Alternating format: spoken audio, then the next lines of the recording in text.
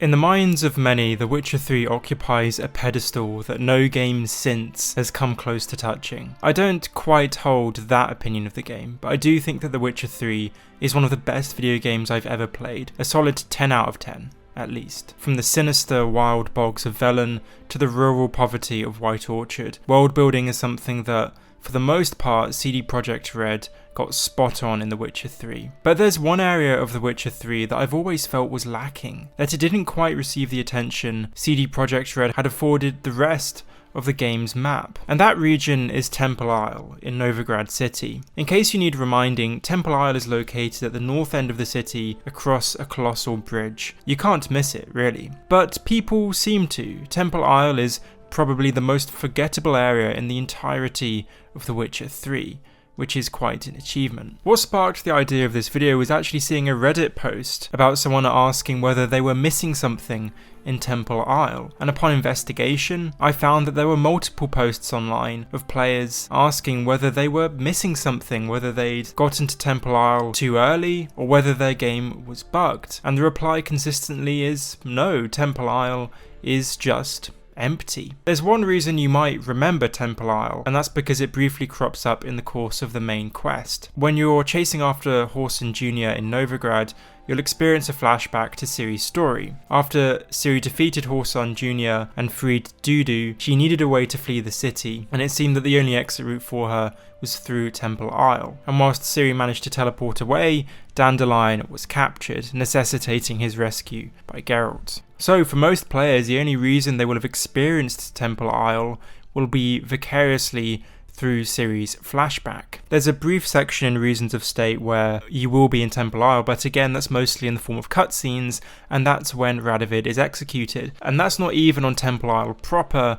that's actually on the bridge leading to Temple Isle. So in summary, at no point in The Witcher 3 are you, the player, asked or tasked with exploring Temple Isle. And this is quite baffling because Temple Isle isn't a small region, it's roughly a fifth or the sixth of the size of the entirety of Novigrad. CD Projekt Red clearly spent a significant amount of time sculpting this area, from the Temple of the Eternal Fire, to the streets packed with NPCs, to the ambient dialogue, and yet there's simply nothing there. Let's compare it to the individual villages you find in Velen. Velen has a number of villages and all of them are quite small, containing less than 100 people often, and yet all of them have their own unique quests and contracts. You would think that Temple Isle would be more than equivalent to these villages in Velen. So why is it that CD Projekt Red made it so that you can spend at least 10 hours completing all the quests in Crow's Perch and discovering all its secrets, but an hour at most exploring Temple Isle? In other words, why is Temple Isle so big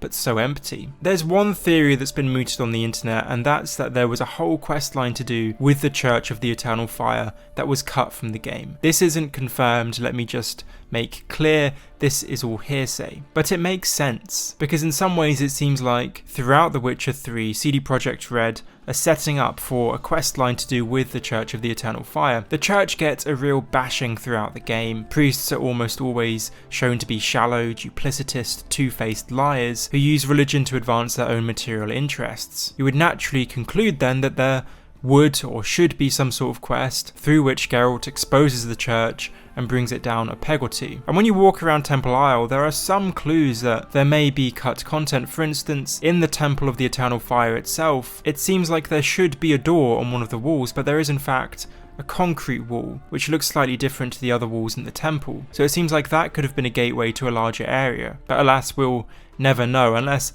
one of the developers comes out to confirm or to deny these rumours. So what can you find on Temple Isle? Well, for one, there is one vendor on the entirety of the isle, and that's an interesting fellow who's a priest but also an alchemist, which is quite a precarious position to be in, you can imagine, in Novigrad. When you meet him, he thinks that you've said the password in order to purchase his alchemical goods, but when he finds out that you actually don't know the password, he offers you a discount for not reporting him to the authorities. But realistically, you'd probably never use this alchemist to buy any ingredients in your playthrough because it's a hassle to get to him. I mean, are you really going to go out of your way to teleport to Temple Isle just to access this one alchemist who doesn't really seem that remarkable? And I'm not sure the discount is actually that big compared to, say, the prices you will get in White Orchard. There's also one other place you might think is worth visiting, and that's a place of power accompanied by a stunning view of Novigrad's surrounding areas. The biggest draw to Temple Isle for the player is the mission to find the Cat School armor designs. Outside of series flashback, this is the most engaging quest line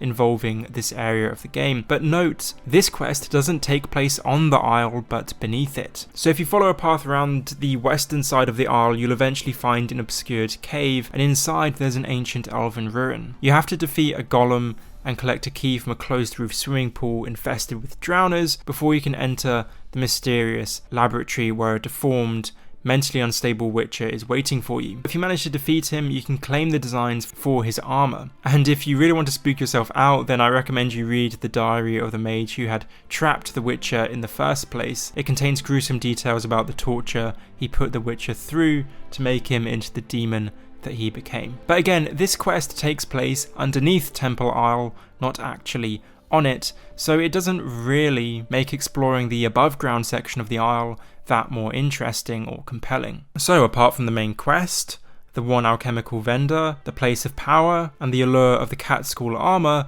why would you visit Temple Isle? Well, I actually think there are a few reasons. For one, on Temple Isle, CD Projekt Red still live up to their ability to masterfully world build. There are loads of conversation snippets that help to build up an idea of the Church of the Eternal Fire. For instance, there's a priest who preaches about how faith is more effective than medicine for curing children, and there's a distressed woman pleading to an unsympathetic prelate to help find her husband who has been abducted by the temple guard. And I find it particularly interesting if you wander around the Eternal Fire itself, you will hear priests who are supposed to be engaged in prayer talking about how one of their superiors was beating a servant woman. The visual storytelling is on point too on Temple Isle. It's interesting that throughout The Witcher 3 we don't actually get that much of a sense of the Church of the Eternal Fire. We hear only about how corrupt it is. But on Temple Isle, you can see the power that the religion commands over many ordinary people in Novigrad. Dozens of people stand weeping and praying before the Temple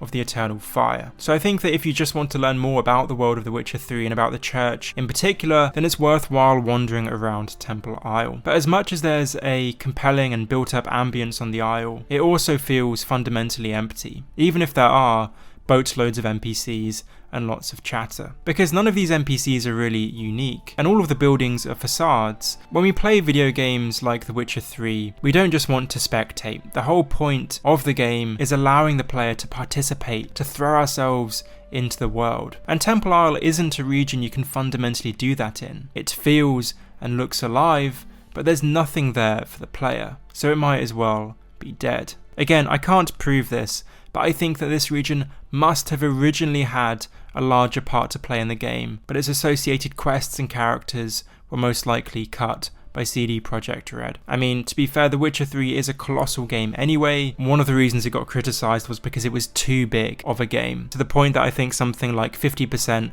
of players didn't actually finish the main story. And I guess you could say that CD Projekt Red made the best of a bad situation. They cut the content, and so they tried to make Temple Isle as interesting as they could through making it compelling to the point that it does actually add to the world building. Thank you for watching this video, I hope you enjoyed it. The other day I released a similar video about the most boring, worst patch of land in the Elder Scrolls V Skyrim, so if you play Skyrim and you know about it, then please go check out that video. In the comment section below, please feel free to leave suggestions for future videos. I'm open to making videos about The Witcher 3, Skyrim, Fallout, Baldur's Gate 3, Cyberpunk. I make videos on almost all RPGs. Anyway, thanks again for watching this video, and I'll see you in the next one.